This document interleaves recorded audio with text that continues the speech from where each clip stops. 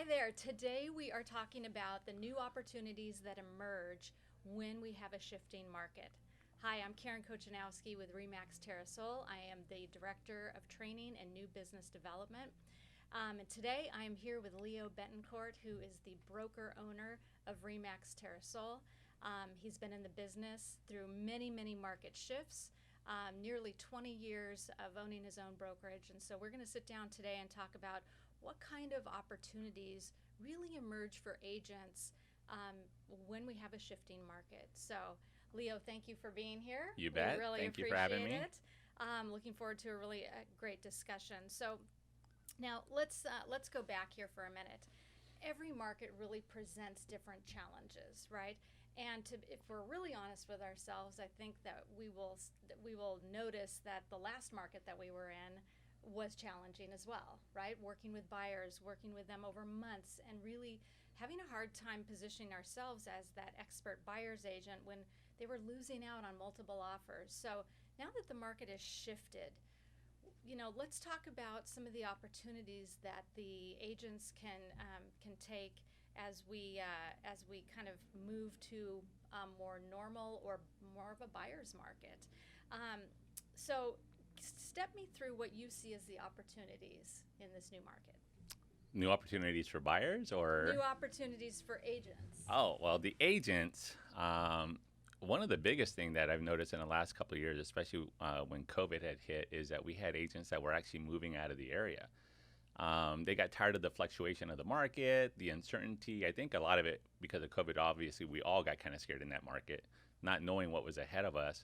So people kind of jumped the gun, retired, moved out of the area, relocated to different communities, which meant that created opportunities for them to potentially sell their business to other agents that are within the office.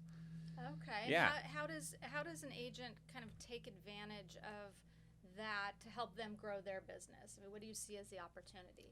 Well, if you've been a type of agent who've worked on relationships, right? You can't just at the ninth hour come in and say, "Oh, I want to buy your business." Well, you didn't spend the time working on building that relationship, just like you would with the consumer. So when an agent's getting out of the market and you've already established a great relationship with that individual, now you can go ahead and purchase that book of business, right? So those agents that are moving out of the area, for the most part, won't be able to service their clients here locally. So they'll be looking to tie themselves into someone locally who's still here, give those opportunities. It creates an immediate cash flow for that agent who purchased the business and still gives revenue to the person who's departing.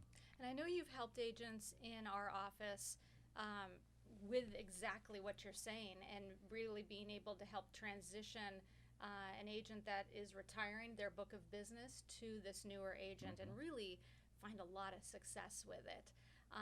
So that's fantastic. That's a great opportunity.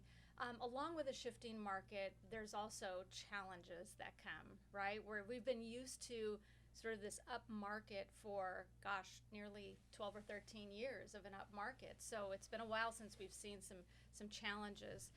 So what do you see as how agents need to really position themselves today to get ahead of this new market that's emerging?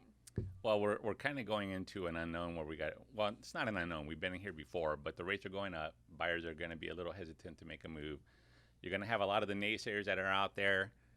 You as an agent need to make sure you keep the conversation relevant to what's going on in the economy and satisfying the consumer as to what they're, the message that they want to hear.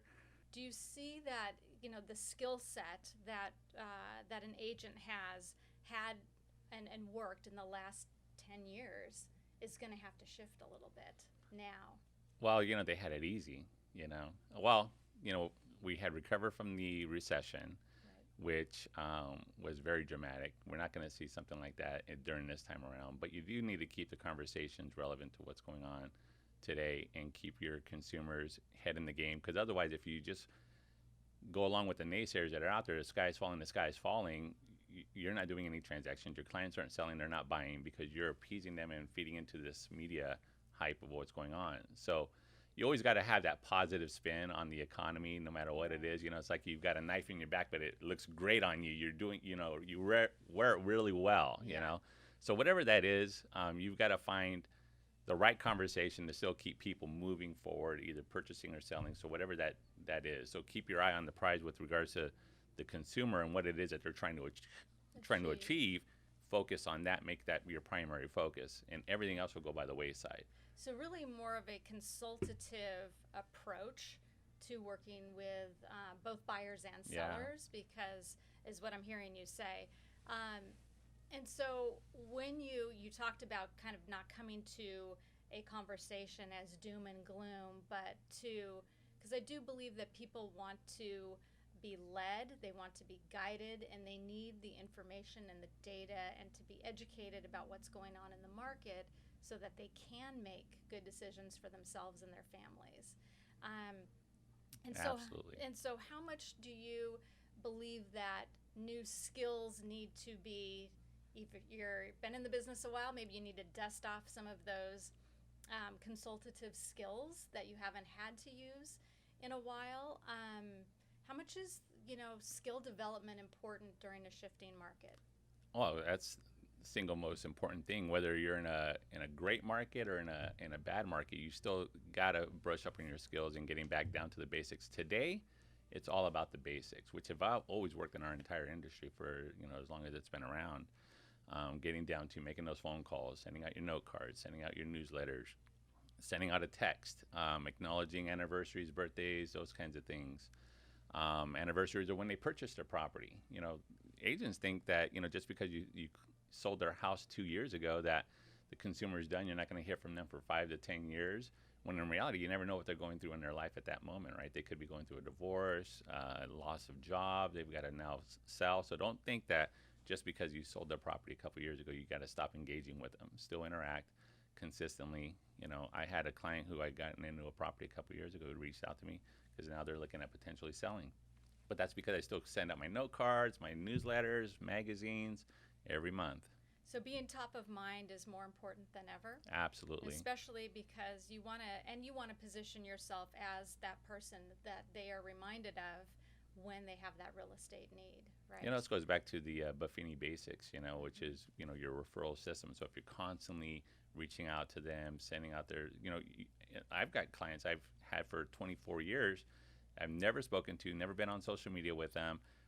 We don't text, we don't engage regularly, but I still send out my note cards, and out of nowhere, several of them have reached out and said, hey, I'm looking to buy or sell, and then we help facilitate that. Right. But it's all the Buffini system, Okay. It's the referral network. That's fantastic. What about the skill development that you give to the agents at Remax Terrasol? What types of skills are you focused on with the training, with the speakers that you have come in? What's your goal for the agents? What do you want? What's most important to you? Making sure that they have the tools and the resources to have the right conversations. Obviously keeping up to date with the market, the legalities of everything that's going on. The COVID type situation, staying relevant with what's going on in the marketplace and how that's going to affect you. And really, it's all about having those important conversations, because at the end of the day, you're just helping your clients achieve their goal, not your goal. It's theirs. Right. So, and if you keep those conversations relevant to that matter, that'll always be the single most important thing that you can have with them. You could always try to sell somebody on something, and that might work some of the times, but it doesn't work all the time. Right. I always say in some of my classes, how many of us, raise your hand if you like being sold. Yeah. Right. And yeah. nobody likes being sold. Yeah, it's like the car. When you walk onto the car lot, nobody wants to have the car salesman walk right up to you and say, "What payment are you looking for?" It's like, I hate that. So. Right. All right. So there's a trend that's happened over the years, and this is been going on for years and years, that when we have an up market, especially one that's gone on as long as this last one has, is that we do find that a lot of agents get licensed, and more agents come into the market.